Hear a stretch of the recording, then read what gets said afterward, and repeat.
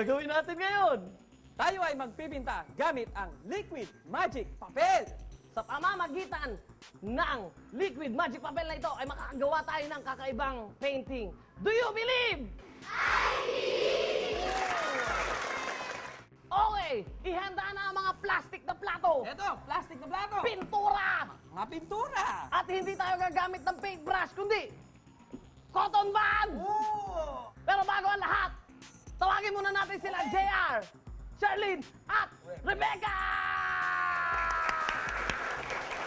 Hi! Hi!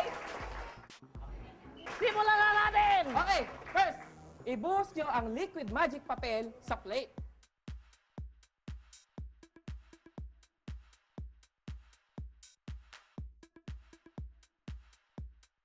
Patakan ng iba't ibang kulay ng pintura ang liquid magic papel na yan.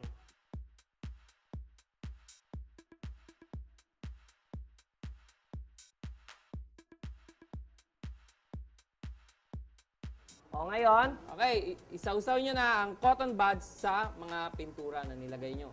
oh! Wow! Oh, ang galing mo na! Bibili ba kayo kung sasabihin ko sa inyo na ang ating liquid magic papel ay pwedeng inumin? Ha? Dahil ito ay gatas! Gatas!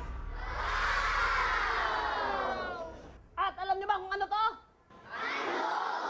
Food coloring! At ang cotton buds na ito na ginamit ay sinawsaw sa liquid detergent. Kaya nang nilagay natin ito sa food color, ay nagkaroon tayo ng Magic Milk Art!